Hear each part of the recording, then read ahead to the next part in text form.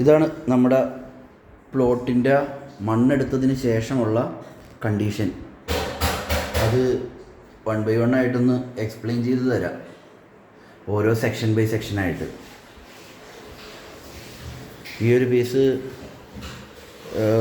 ഒടിഞ്ഞു പോകാതിരിക്കാൻ വേണ്ടിയിട്ടാണ് സെപ്പറേറ്റ് ചെയ്ത് നിർത്തിയേക്കുന്നത്. ഇതും കൂടി ഇതിനോട് അറ്റാച്ച് ചെയ്ത് നിർത്തിയാൽ മാത്രം മതി. സൈഡുകളിൽ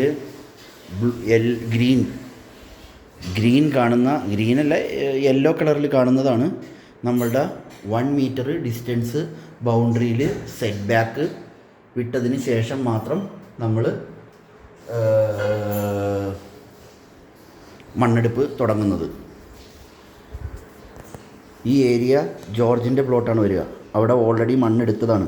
അതുകൊണ്ട് ഇവിടെ നമ്മൾ സെറ്റ് ബാക്കിന് ശേഷം 1 മീറ്റർ സെറ്റ് ബാക്കിന് ശേഷം സ്ലോപ്പ് ഉണ്ടാക്കുന്നില്ല.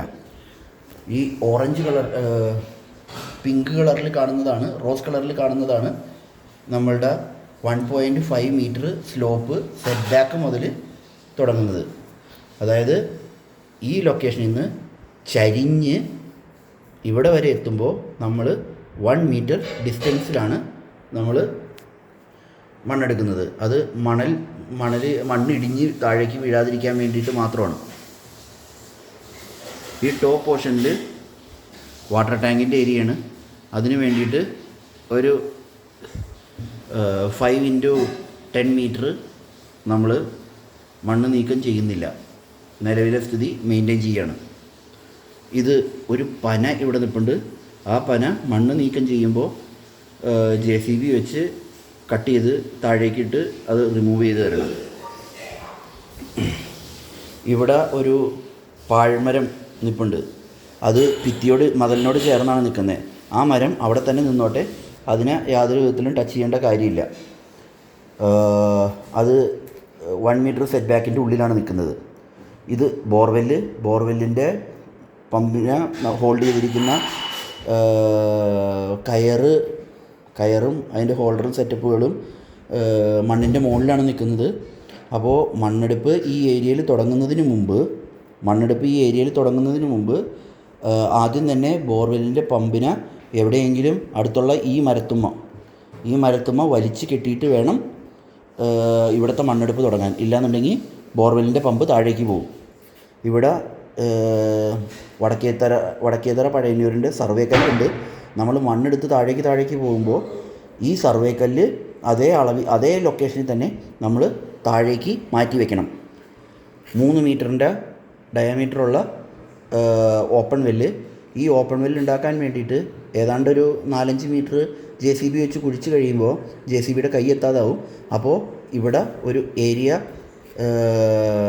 മണ്ണ് നീക്കം ചെയ്ത് JCB താഴേക്ക് ഇറങ്ങി നിന്ന് ബാക്കിയുള്ളതും കൂടി കോരി ഏതാണ്ടൊരു 10 മീറ്ററോളം ഡെപ്തിൽ കോരുമ്പോൾ വെള്ളം കിട്ടിയാൽ നല്ല കാര്യം. അത്രയും മണ്ണ് നമ്മുടെ ഭൂമിയിൽ നിന്ന് മാറിപ്പോണം. പിന്നീട് റിങ്ങിറക്കലും കാര്യങ്ങളും എല്ലാം നമ്മൾ നോക്കിക്കോളാം. അതുപോലെ ഇവിടെ JCBക്ക് ഇറങ്ങി നിൽക്കാൻ വേണ്ടിയിട്ട് എടുക്കുന്ന പ്ലാറ്റ്ഫോം കുഴിയിൽ വീണ്ടും മണ്ണിട്ട് നികത്തണ്ട, അത് മെറ്റലിട്ട് ഫില്ല് ചെയ്യാനുള്ളതാണ്.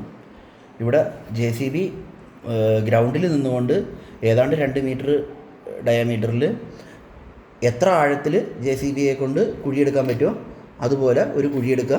അതോടുകൂടി ഫിനിഷ്. പിന്നെ കൂടുതൽ ഡീപ്പാക്കാൻ നോക്കേണ്ട കാര്യമില്ല. 5-6 മീറ്റർ 4-5 മീറ്റർ ഡെപ്തിൽ എനിക്ക് കുഴി കിട്ടിയാലും ഓക്കെയാണ്. റബ്ബർ ഷെഡിന് അങ്ങനെ തന്നെ നിലനിർത്തിക്കോ. പിന്നെ ഇത് ഇലക്ട്രിക് പോസ്റ്റിൻ്റെ സൈഡിലേക്ക് 4 മീറ്ററും ഇലക്ട്രിക് പോസ്റ്റിൽ നിന്ന് ഈ സൈഡിലേക്ക് ഫ്രണ്ടിലേക്ക് 3 മീറ്ററുമാണ് ഡിസ്റ്റൻസ് വിടേണ്ടത്. അതിനുശേഷം 1.5 മീറ്റർ സ്ലോപ്പ്. അത് കഴിഞ്ഞ് കുറച്ച് ഏരിയ കൂടി ഇവിടെ 1.5 മീറ്ററിൻ്റെ സ്ലോപ്പ് വരും. അതിനുശേഷമാണ് ജോർജിൻ്റെ സൈഡിലുള്ള